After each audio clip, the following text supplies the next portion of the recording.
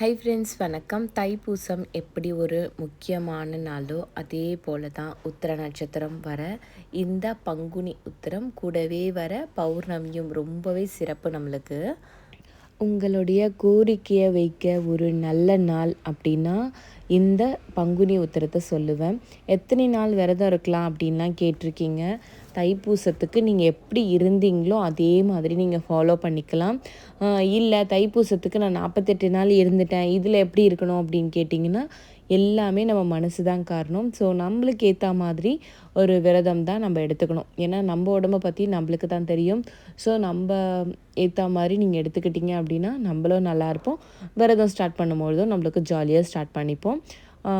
உங்களுக்கு 9 நாள் எடுக்கணும் அப்படின்னா நீங்கள் செவ்வாய்க்கிழமை சஷ்டி வருது, அதில் எடுக்கிறது சூப்பர்.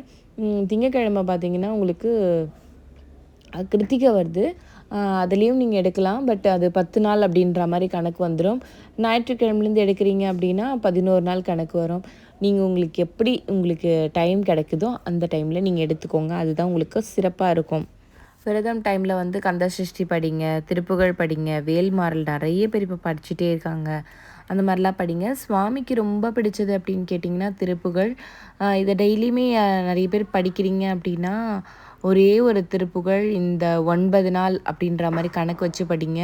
அது என்ன திருப்புகழ் அப்படின்னா சரண கமலா ஆலயத்தில் அப்படின்ற ஒரு திருப்புகழ் வரும். ரொம்ப சூப்பராக இருக்கும். அதாவது நம்மளுக்கு தேவையானது எல்லாமே இந்த திருப்புகழில் அடங்கிடும். ஸோ நம்ம படிக்க படிக்க வந்து ரொம்ப சூப்பராக இருக்கும். இது வந்து எத்தனை முறை படிக்கலாம் அப்படின்னா 3 முறை படிக்கலாம். அதாவது சாப்பிட்டதுக்கு அப்புறம், அதாவது ஒன்று சாப்பிட்டதுக்கு முன்னாடி படிங்க. காலையில் எடுத்துக்கோங்க, காலையில், மத்தியானம், அப்புறம் ஈவினிங், அந்த மாதிரி டைமில் 3 வாட்டி படிக்கணும் அப்படின்ற மாதிரி நினச்சிக்கோங்க. நான் அப்படி தான் நினச்சிப்பேன். 3 வாட்டி படிக்கணும் அப்படின்னா இந்தந்த டைமில் படிச்சுப்பேன்.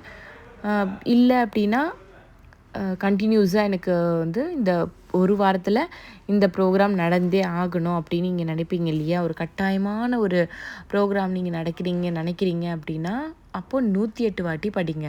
கண்டிப்பாக இது நடக்கும். 108 வாட்டி படிக்கிறது 1.5 மணி நேரம் ஆகும். இல்லை அப்படின்னா ஃபஸ்ட்டு முறை படிக்கிறோம் அப்படின்னா கிட்டத்தட்ட ஒரு 1.25 மணி நேரம் ஆகும். அப்போது கண்டிப்பாக உங்களுடைய வேண்டுதல் நிறைவேறும். அதை மாதிரி படிங்க. 108 வாட்டி இந்த திருப்புகழை நீங்கள் படிங்களேன். ரொம்ப சூப்பராக இருக்கும்.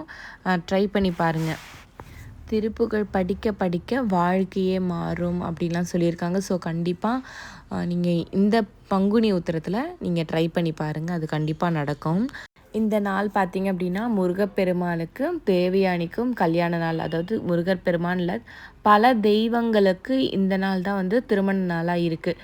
அதாவது நம்மளுடைய திருமண நாளையே எவ்வளோ செலிப்ரேட் பண்ணுறோம். நம்ம இங்கே போய் அங்கே போயிட்டு நல்லா ஸ்வீட் சாப்பிட்டு நல்லா பிரியாணி சாப்பிட்டு எவ்வளோ செலிப்ரேட் பண்ணுறோம். ஆனால் அதே தெய்வங்களுடைய திருமண நாள் அப்படின்றதால அன்னைக்கு நிறைய தெய்வங்களுடைய திருமண நாள். ஸோ அந்த நாளை கோவிலையும் சரி வீடுங்களையும் சரி ரொம்ப கோலாகலமாக கொண்டாடுறது ரொம்பவே சிறப்பு.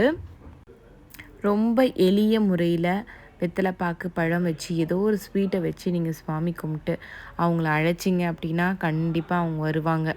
என்ன வேணாலும் கிடைக்கும், என்ன வேணாலும் இங்கே வேண்டுங்க. அவ்வளவு அழகாக அவ்வளவு சந்தோஷமாக கொடுக்கறதுக்கு 2 கையில் 12 கை வச்சுட்டு முருகப்பெருமான் உட்காந்துட்ருக்காரு. திருப்புகழ் படிக்க படிக்க நிறைய மாற்றங்கள் வரும்.